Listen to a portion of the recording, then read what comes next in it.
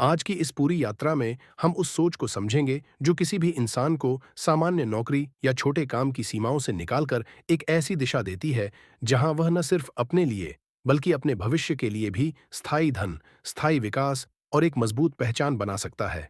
यह सोच किसी खास विषय, खास उद्योग या किसी खास किताब तक सीमित नहीं है, बल्कि यह वह सामान्य जीवन शैली है जो अमीर और सफल लोग सालों से अमल में लाते आए हैं।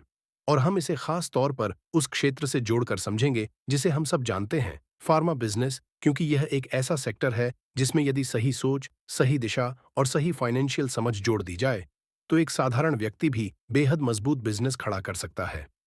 हर इंसान दो तरह की मानसिकता के साथ बड़ा होता है।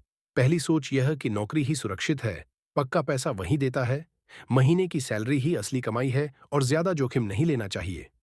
दूसरी सोच यह कि दुनिया में असली कमाई उन्हीं के पास जाती है जो सिस्टम बनाते हैं, जो अवसर तलाशते हैं, जो पैसे को अपने लिए काम करवाना सीख जाते हैं।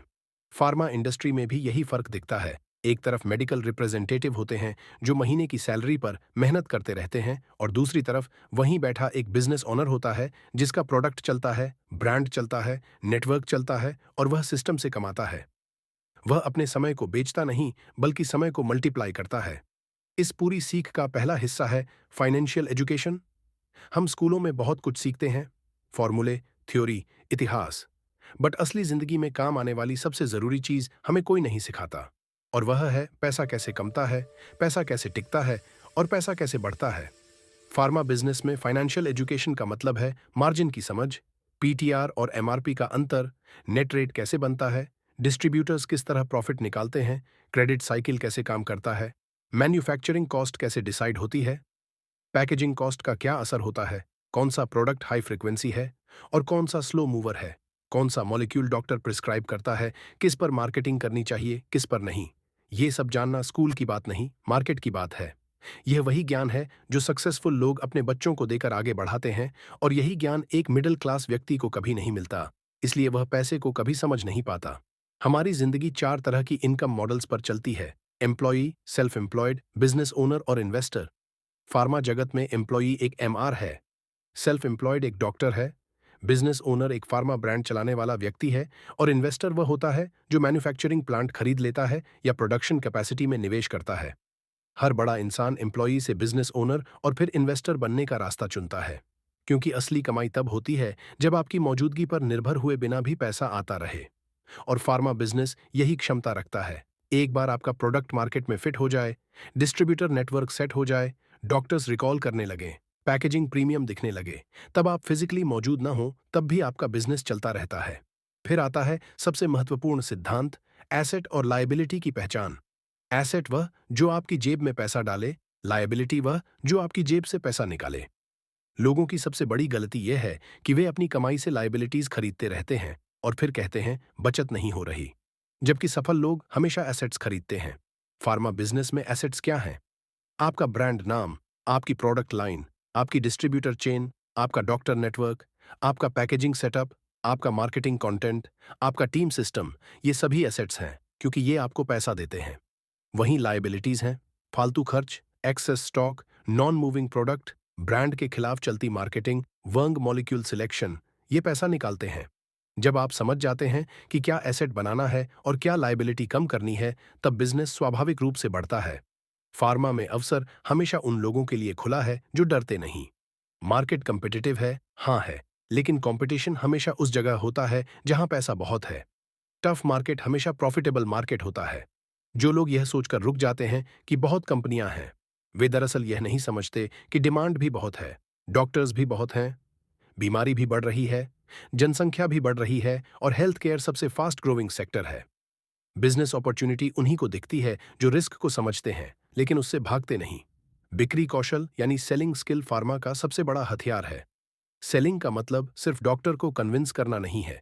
इसका मतलब है प्रोडक्ट की कहानी बनाना, ब्रांड की वैल्यू समझाना, डिस्ट्रीब्यूटर को मार्जिन क्लैरिटी देना, रिटेलर को कॉन्फिडेंस देना, डिजिटल मार्केटिंग से प्रेजेंस बनाना, डॉक्टर को फॉलोअप का पैटर्न बनाना, डिटेलिंग का तरीका सही रखना। सेलिंग ही वो शक्ति है जो एक साधारण प्रोडक्ट को भी सक्सेसफुल बना सकती है। जो बेचना सीख गया वह दुनिया में कहीं भी टिक सकता है, क्योंकि दुनिया में सब कुछ बेचा जाता है। Idea, concept, product, service, relation, trust. Numbers की समझ एक सक्सेसफुल फार्मा बिजनेसमैन की पहचान होती है।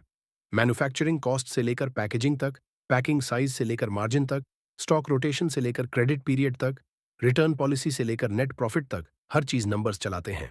नंबर्स नहीं समझने वाले लोग बिजनेस में गलती करते चले जाते हैं क्योंकि उन्हें लगता है कि प्रोडक्ट चल नहीं रहा, जबकि असली कारण गलत प्राइसिंग, गलत डॉक्टर टारगेटिंग या गलत मार्जिन डिस्ट्रीब्यूशन होता है।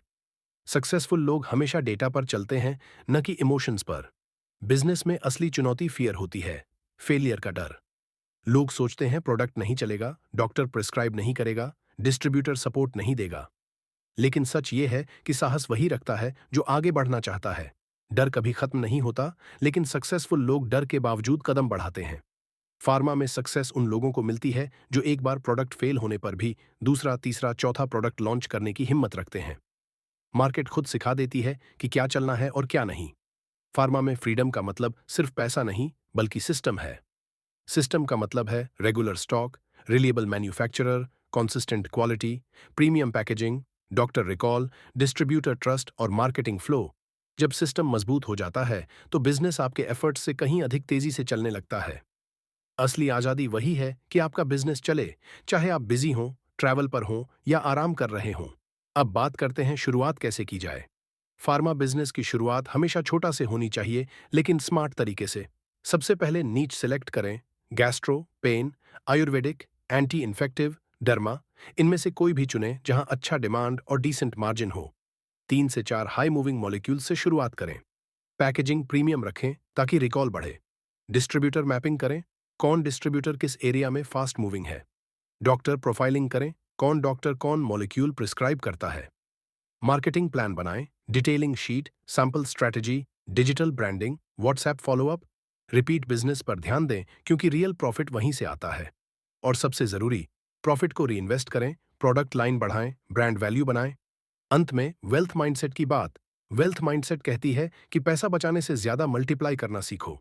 टीम बिल्ड करो, सिस्टम बनाओ, ऑटोमेशन लाओ, क्रेडिट को स्मार्टली मैनेज करो, अपॉर्चुनिटीज पहचानो, हर फेलियर को एक्सपीरियंस बनाओ। फार्मा में वेल्थ माइंडसेट का मतलब है प्रोडक्ट्स बढ़ाओ, नेटवर्क बढ़ाओ, एसेट्स बढ़ाओ और ब्रांड को लॉन्ग टर्म सोचना सीखो। यह पूरी कहानी हमें एक ही बात सिखाती है, एम्प्लॉय थिंकिंग सीमित है, बिजनेस थिंकिंग अनलिमिटेड है। फार्मा वह क्षेत्र है जहां सही कॉन्सेप्ट, सही माइंडसेट और सही एग्जीक्यूशन मिल जाए तो कोई भी इंसान अपनी जिंदगी बदल सकता है। बस जरूरी है कि सोच बदली जाए, शॉर्ट टर्म इनकम से हटकर लॉन्ग टर्म ब्रांड बनाने की। आज अगर आप फाइनेंशियल एजुकेशन सीख लें, सेलिंग स्किल मजबूत कर लें, सिस्टम बना लें और एसेट्स बनाना शुरू कर दें, तो आपका फार्मा बिजनेस आने वाले सालों में आपकी पूरी जिंदगी बदल सकता है। शुरुआत छोटे कदम से करें, लेकिन सोच बड़ी रखें। काम लगातार करें, डर के बावजूद करें, स्मार्ट तरीके से करें। और याद रखें, सही ज्ञान, सही डायरेक्शन और सही माइंडसेट के साथ कोई भी ऑर्डिनरी इंसान एक्स्ट्रॉर्डिनरी बन सकता है।